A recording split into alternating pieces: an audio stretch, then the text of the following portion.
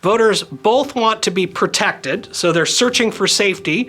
Famous public choice adjacent scholar Aaron Wildavsky wrote a book called this, that they're searching for safety from government. That's a demand voters often have. Mm-hmm. They're looking for someone to protect them. At the same time, voters also don't like to be told what to do. Those are inherently conflicting positions, and yet they hold them at the same time. And the incentive is for politicians to try to tell them they can have both, when the reality is they don't. So all the way through these things, understanding what those motivations are, what people are pushing for, and how they exist within the system is key to being able to explain what's gone on. And then building institutions that limit the ability of people to capture and get what they want at the expense of others is that implication we were talking about earlier. All right, so hi everyone, welcome to Liberty Curious. This is Kate Wand. I'm here with Ryan Yonk, who is the director of the Public Choice and Public Policy Project at the American Institute for Economic Research. Public choice, this is something we don't hear about often, but I guess this was founded by James Buchanan and a bunch of other intellectuals, Elinor Ostrom. And James Buchanan coined the term politics without romance. So do you want to explain maybe kind of what that is and what it all means? Yeah, so public choice is a subdiscipline in both political science and economics, as well as sociology and anthropology even. It's a fairly wide approach to looking at the world that attempts to make sure we're able to apply many of the principles and methodologies and approaches of economics to questions that happen outside of the marketplace. And the core insight that folks like James Buchanan, like Elinor Ostrom, Mansur Olson, and a wide variety of others that we can talk a bit about, noticed was that market decisions weren't the only decisions that people were making on a daily basis. And so one of the original names for an early center studying it was the Center for the Study of Non-Market Decision Making. Again, something they clearly let a bunch of academics name. But their goal was to look at this and to say, simply because we step out of the marketplace and we step into public life or into politics doesn't mean the basic things we know about people go away. And that's really what Buchanan, I think, meant when he said he was going to look at politics without romance. He was going to look at politics without all of the sort of novel storytelling we do about government, about how important government is in our lives, and step back and say, we can actually study this and attempt to understand it. And there's a set of tools, primarily from economics, but also from others, that let us do that in a way that we can understand the world better. And early public choice was not just Jim Buchanan. It was like people like Ostrom that you mentioned and others who were all working at this same task. And they would come together to form the discipline that's public choice, as well as the organizations that surround it. And this is something that came about in which decade? Yeah, so early public choice actually starts all the way back in the 1940s. Oh. There's discussions going on about non-market decision making going back at least that far. And then there is, in the 1950s, work starts to being done on how do we explain why voters behave the way they do. And there's a sort of quintessential public choice style piece called An Economic Theory of Democracy. It's written by an economist, Anthony Downs, who would spend most of his career working in transportation economics, but he also worked on these questions of how do voters respond to incentives and how do other players in the political game respond.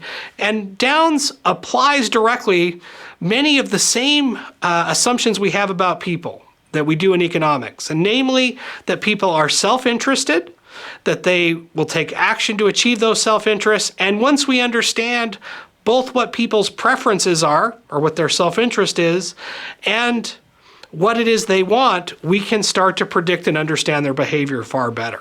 And the early roots of public choice come out of that discussion. And there's a whole field that develops around it. And so this would be voters, it would be politicians, bureaucrats, special interest groups. Yeah, all those things will come about after those early papers. So while Downs was writing, I think, one of the quintessential pieces, other folks were writing on the same subject at the same time. People like Jim Buchanan, who was starting out down these same roads, Gordon Tullock, William Riker, who will come to be associated with the Rochester School, and a large number of others are all addressing those same questions. And what they'll observe is that voters, politicians, special interest groups, even the sort of most noble folks playing in the public sphere are all still governed by their own self-interest and what they're trying to achieve, and we can study them. They don't mysteriously lose who they are by walking into that field. Right. So this is maybe a way of looking at people that ordinary people might think when they look at a politician, well, they're there for us, they're public servants. They're there to serve the public good. And, because they have these great intentions, they'll do all of the right things because they're really looking out for us. They're not looking out for themselves. And none of their self-interest comes through in their decision making. Yeah, I think that's the narrative that politicians in particular like to push forward. The idea that they're there in the public interest. Now, if you ask people for very long what they think of politicians, they don't tend to have a very high opinion of them because they naturally observe that they're not just there to do good. People see it pretty clearly. If you poll people about their general opinion on politicians, they score very low. If you ask them about particular politicians, their own elected officials, they tend to score higher. But people natively see these things. And yet the narrative and discussion, when we go to analyze this stuff, often forgets all the lessons we've learned as voters every time we're disappointed by an elected official that told us one thing and then did something else. And public choice basically says, never forget those lessons that you've learned. Yeah, that makes a lot of sense to me. And so what about on the voter side? Like, what have you found through the study of public choice? How do people act as voters? Yeah, so one of the key things that public choice helped us understand about voters was that voters often have little information. It's costly to get fully informed, and because they have little information, they're often making decisions on margins that aren't simply what's the best policy or even what's best for me. Instead, they're voting on emotive responses, how they respond to politicians. They're voting based on being part of a team. So they have a party affiliation that looks and acts a lot like team sports in many ways. We have a team and we support that team often no matter what. Mm-hmm. But what tends to be driving people isn't the cost benefit. It's not, is this policy going to be good for me or good for society? It's something else that drives people to vote. And one of the key things that public choice, I think, helped both economics and political science as a discipline understand is that when you look at whether or not any individual voter is likely to change the outcome of the election, mathematically, we know they're not. As soon as you get to an election of any size, the probability that your vote's going to be the one that changes the outcome of the election almost becomes zero, even in sort of very modestly sized elections. You get to 100 or 200 people voting, and the probability that your vote's the marginal one that makes the difference is low. And so public choice actually says, if that's how people were thinking about their votes, we shouldn't see them vote. But they still turn out to vote. So for public choice, the question isn't why so few people vote. It's why does anyone vote? And the lessons public choice helped us learn was that people vote for lots of reasons. Wow, that makes a lot of sense to me, because you think about that, like, let's say if you want to vote for a party that is not the most popular team, right? Like, it's the underdog, maybe the Libertarian Party or something like that, right? Like, do those people have a different opinion on how much their vote counts compared with people who take more of a kind of collective view of voting and think this is my team, and it's a bigger team that's going to win? Is there a spectrum of how this affects people across voting bases? I think that's definitely going on. So if you ask most libertarians, like that belong to the Libertarian Party, most of them acknowledge the Libertarian Party's never going to win a national election, at least not in anybody who's currently alive's lifetime, unless something radical happens. And yet they're devotees. There are long-term active supporters of the Libertarian Party that vote for the LP consistently. But they're voting for it for expressive reasons. They're getting something else out of it than just the policy that they want implemented. Because voting isn't going to be the way they get those things. Right. So they're not just voting based on what they think the outcome will be. It's actually part of an identity thing as well. Yeah. And this I think is what makes public choice such a powerful understanding, because it says it's not just about whether or not they're going to win elections. It's not just about whether or not they should vote. People are motivated by a multitude of different things, and understanding what motivates them, what payoff they're getting from that process, lets us understand their behavior a lot better. Yeah. And early public choice was focused very, very heavily in this direction of understanding the voters. And what about if we flip over to politicians and bureaucrats? Are they the same kinds of incentives? Yeah, well, they're the same kind of incentives, but they're not the same incentives. And public choice set up early on. So they do lots of voting models to try to explain why people vote or how elections come out. And then pretty quickly, people start to ask the questions, well, voters aren't the only folks that are motivated by a variety of things. So too are politicians, so too are elected officials and bureaucrats. And so public choice started to tackle those things very early. And this is much of the work of Buchanan and Tulloch and others that start to say all the parts of the political process can be better understood if we start to apply these basic assumptions of public choice. And as you noted, Buchanan said, take the romance out of it.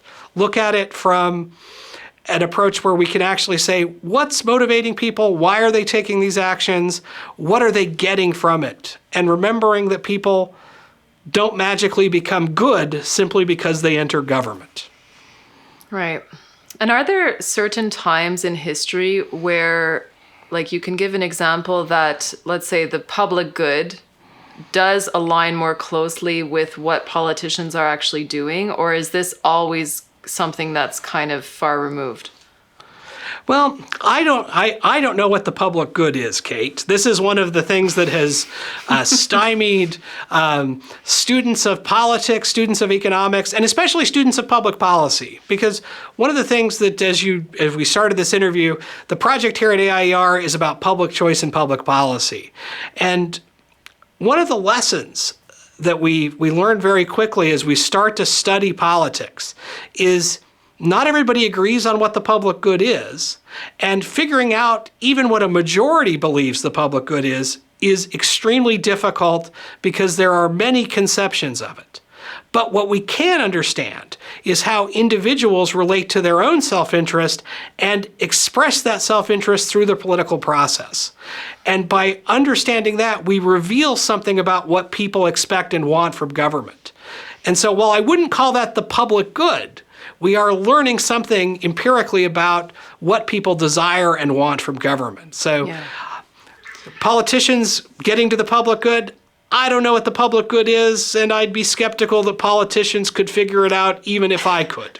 Well, I'm really glad that you said that, Ryan, because I don't believe in the public good personally. I mean, it's to me, it doesn't make sense. It doesn't make sense that you can actually calculate that. And I also wonder kind of, where does that term come from, the public good? Like, it gets my spider senses tingling. I don't know if you know about the origins of it.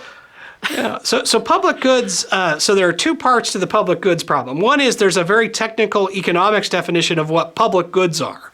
But that's not what anybody means when we talk about public good in the political sense. What we're meaning is, what we tend to mean when we talk about it in politics or political economy is we're much more focused on a Rousseauian concept. So Jean-Jacques Rousseau was a French philosopher who appealed to this notion that there was some underlying truth that he called the public good that we should be aspiring to. And we tend to think of it in that way. Economists have that very technical definition that talks about the properties of some particular good, but that's not what we mean when we talk about the public good in the political sense. And almost always politicians are appealing to this notion of the public good, what it is the public needs or should want. And Rousseau, was he from the French Revolution period? Was that? So French is writing around, Rousseau is writing right around that period. And that was a period of intellectual flux, lots of intellectual inquiry. And the Rousseauian notion, in part, was pushing forward many of those same ideas about, is there a way to discover what is the underlying good? It was in part responsive to generations of religion that had claimed to provide that answer. Rousseau was a secular version of that in many ways, but he claimed it existed and you could find it. And for most politicians, we've been on a journey ever since, claiming that somehow because they were elected, they have access to what that public good is. And public choice says, what we can't discover the public good, but what we can do is understand what motivates people and how all the different parts come together and explain why we get the sort of outcomes we do. Because public choice is less interested in that question of what is the right answer and understanding how we arrived at the sort of answers we do and why the world looks the way it does. So Buchanan and Gordon Tullock, I'm just reading here from a paper, an article called "Is It Time to End the Filibuster?" which is on AIER's site. And he says he contributed to this literature in 1962 with the landmark work, The Calculus of Consent. So here they talk about voting a little bit and decision and external costs. And I thought that was really interesting to look at that. And specifically when you're talking about public good and the majority good, and can you dive a little bit into that and clear that up? Yeah. So Tullock and Buchanan in the Calculus of Consent address these questions head on. What they're trying to figure out is how do we identify both the way in which decisions are made, primarily by government, and what does it mean to have consented to participate? And their exploration of those questions are sort of public choice at its most sort of intellectual, where you're asking the questions directly about what does it mean? What are the motivations? How does the process interact with the people involved in the process? And what pushes them to make those decisions? Together, they are very skeptical of the ability of government to arrive at the public good. In fact, I think both of them would say that's not possible and would be deeply skeptical of the idea that it exists at all. But what they are able to do is walk us through the process and the motivations that all the players have for why decisions get made the way they do. And so for those that want to pick up and read The Calculus of Consent, you go in and you start that book by thinking about why does government make the decisions they do, and how do I interact with it as a person? And it's amazing the sort of insights that you'll get simply from reading it and then thinking about the world you're observing around you. And that's one of the magic pieces of public choice, is it lets folks start to think about government from a perspective that isn't just the civics lesson we got in 4th grade, but instead it is a process that involves people, and in that process, they're trying to accomplish goals. Sometimes we agree with those goals, oftentimes we disagree, but we can identify what they're trying to do and the actions they're taking, and how the system, the rules, influence what actions they take to try to achieve those goals. So one thing that I found in this paper, particularly relating to what you're saying here, is talking about, let's say if it's an issue that's a more important issue, like should you have the kind of restrictions that we've been seeing in the last couple of years versus should we dedicate a day to pancakes, like a national pancake day, and they say like, well, if it's an issue that's going to be less important, you have more people voting, and then you have basically just a simple majority vote, then that will be something that might make more sense. But when it comes to policies that really affect people's lives, and sometimes in adverse ways, there are different ways to vote for that, and maybe you want to have a supermajority. Yeah, so this comes into what are the implications that public choice analysis has. So from public choice, Tullock and Buchanan in particular started to build what they called constitutional political economy, deeply rooted in the public choice understanding of the world, and then suggesting that given the problems that we see when we start to study the world through the public choice lens, correcting for some of the worst parts of that, the most opportunity for individuals to manipulate the system to get what they want at the expense of others, we may want to start to look at, are there different rules that reduce the potential for those things to happen? And that in many ways is what we're trying to do at the Public Choice and Public Policy Project, is ask those questions and say, is there a better way to construct public policy? So you brought up, for example, the recent pandemic restrictions. Yeah. So I've been working for the last year with a group of public choice folks that have asked the question, how does the pandemic interact with personal liberty? And what should be the principles government operates on in the light of a pandemic? And those studies are coming together in a book that'll be out a little bit later this year, but we addressed everything from presidential action through whether or not public health as a discipline was equipped to make political decisions, which many of these things were, to discussions about whether or not our understanding of science and public policy makes good sense. Because it turns out all those players that I just described have goals they're attempting to achieve, and they attempt to use the rules of the game to achieve their preferred outcome, often at the expense of others. And so understanding that and then building better policy is one of the things public choice can help us do. And so what are kind of, if we go back to this example, because it's the example that we're all most familiar with that, has affected people all over. If we come back to looking at those kinds of restrictions, what do you think that the biggest incentives for, let's say if we look at just the president, let's take that as an example. What do you think were, let's say Trump, when he first said, hey, we're gonna do warp speed, we're gonna shut everything down, like what kind of incentives might he have had to do that kind of thing, just as an example?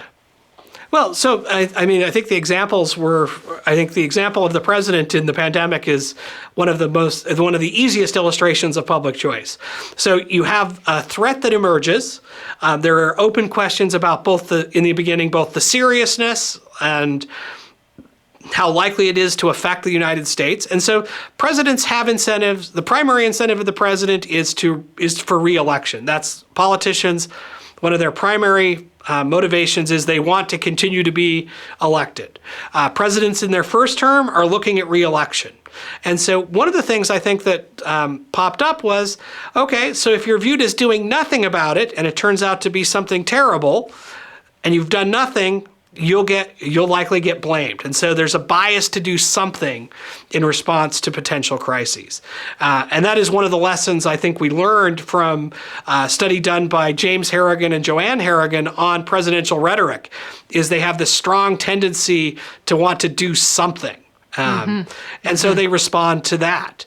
On top of that, there's also for presidents, there's also national security questions. So there is politicians are not simply unfeeling, entirely amoral or immoral individuals. They enter politics for a reason. Oftentimes those reasons include wanting to do what they think are good things. And so they're motivated to try to get it right from that perspective. And so they may listen to what they think is the best evidence. But they're facing all of these different competing things. So they want to be viewed as doing something. They don't want to be viewed as getting it wrong. And they're looking towards both their popularity and their re-election.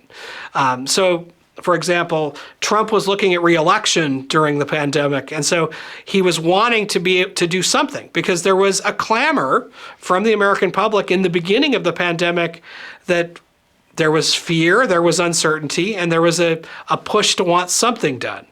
Now, that flipped partway through the pandemic, and the risk changed for the president that people were tired of the sort of lockdowns and those things, those policies. Yeah. And so you watched the president's approach change as well, right in real time, as he was responding to what his incentives were. Now, at the same time, there's a second character in all of this that I think is worth talking about because he's in the background this whole time, and that is Dr. Anthony Fauci. Because he's a bureaucrat, works in the civil service as head of the NIH. His incentives are entirely different than the president's. He wants to remain, number one, in charge of the NIH, so he has pressure coming in on the political side to do something, but he also wants his field, which is public health and epidemiology, to be relevant and important and engage in the discussion. And so his incentive is to make sure that those questions are at the center of every policy discussion. Yes. And for all my disagreements with what he wanted, he was immensely successful at using the incentives he faced and the system to achieve his ends. And as a result, we see public health right in the middle of every discussion today. Yeah. Now, that's problematic because it's pushed other things that people care about out. And again, that's part of what public choice says, is you have to understand all the implications going on, because simply because we declare something to be, we must do it because of public health, for example, doesn't mean there aren't other considerations. Economic considerations, for example, took a back seat as public health became ascendant, and we saw significant economic effects to many of the policies. And health considerations as well. And health considerations, right? So, all those things. Oddly enough. I mean, all those things come from different perspectives. And so public choice looks at this and says, we have to understand the players involved and what their motivations are, as well as the rules that they're operating in. Yeah. And that's the study of public choice.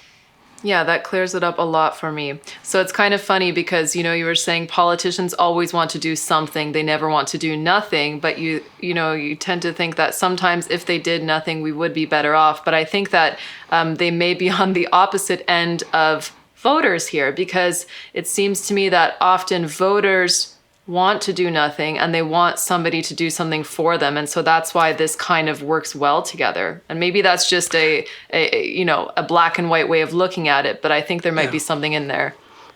Yeah, so voters are these incredibly fickle beasts, and it turns out they're incredibly fickle because they're just you and I, Kate. Yeah. We over time have a whole host of different opinions, and we move around on any given day on exactly what we think. I like to consider myself a pretty doctrinaire libertarian type. And even for me, moving around on these questions happens a lot. And so it's not as though it's as simple as saying voters don't want to do, well, voters were on one side, politicians were on the other. No, they're locked into an interplay together where they're all attempting to achieve their desires. And in doing so, we have to understand what the implications of those are and whether or not they're able to use the rules of the game to achieve what they want at the expense of someone else. Yeah. So what do you think are the things that in this period that we've seen go by, what have you seen kind of voters being incentivized to do? So voters have had two competing sets of incentives. Voters both want to be protected, so they're searching for safety. Famous public choice adjacent scholar Aaron Wildavsky wrote a book called this, that they're searching for safety from government. That's a demand voters often have. Mm-hmm. They're looking for someone to protect them. At the same time, voters also don't like to be told what to do. Those are inherently conflicting positions, and yet they hold them at the same time. And the incentive is for politicians to try to tell them they can have both, when the reality is they don't. So all the way through these things, understanding what those motivations are, what people are pushing for, and how they exist within the system is key to being able to explain what's gone on. And then building institutions that limit the ability of people to capture and get what they want at the expense of others is that implication we were talking about earlier from Buchanan and Tullock that gives us a way to think about the world that adjusts our policy. Because if we leave everything open, we know that politicians, bureaucrats, special interests, and voters will all want everything all at once, and that works out well for nobody. Well, I think that this is a really good introductory explanation of public choice, and definitely enlightening for me, and I'm sure for our viewers as well. So what would you suggest for people who want to learn more about public choice? Where can they go? So there are two great places to go. One is to visit AIER's website. If you go look at our articles and click on the tag public choice and public policy, you'll see lots of articles written by folks working in this tradition. And then there are two things I would suggest people read. The first is Politics Without Romance that you referenced earlier. It's one of the great introductions to what public choice is, lays it out very clearly from Jim Buchanan. And the second thing that I would encourage them to do is to read any piece of news from the day and think about why the people involved are doing what they do. Ask the basic public choice question, because some of the best ways to learn it are to actually go out into the world and ask those hard questions. Go to a local city council meeting and wonder why the city council people are doing the things they're doing. Watch the news and ask the question why this elected official is saying X. Yeah. Those sorts of things will be illustrative. But more than anything else, be a thinking and engaged citizen, and remember that simply because we walk into the world of politics doesn't mean we suddenly become the best people in the world. We're still who we are when we were outside of the political world. Well, there's actually one more thing that I'd like to ask you now, because that made me think about something else. So, is there any hope for people in terms of being able to actually change things? Is it something that needs to happen through culture, or how can people go about creating change? So this is the other great thing about public choice, is public choice sometimes gets presented as all doom and gloom. And it can be pretty gloomy looking. But it also means that once we understand these things, we can start to modify the rules to limit the sphere of what government can do. Because one of the single best solutions to public choice problems that emerge is limiting the scope that government has to be able to act in our daily lives. And so I see lots of hope on the horizon, that as people think about these things, and hopefully they'll listen and then go be skeptical about elected officials after perhaps hearing me talk about this, and wonder, should we give them all this space to work in, or should we be more limiting? And I think the hope really lies in the potential to limit the sphere of government. I'm not an anarcho-capitalist who would say we should smash the state tomorrow. I look at it and say, how can we limit what government is both allowed and expected to do, given we know there are lots of these public choice problems that exist? Excellent. Well, I think that that's a great way to wrap it up, unless you have anything else that you'd like to add, Ryan. Nope, I think I'm good. Thank you for joining me at Liberty Curious, and to read more about public choice and public policy, you can visit AIER.org.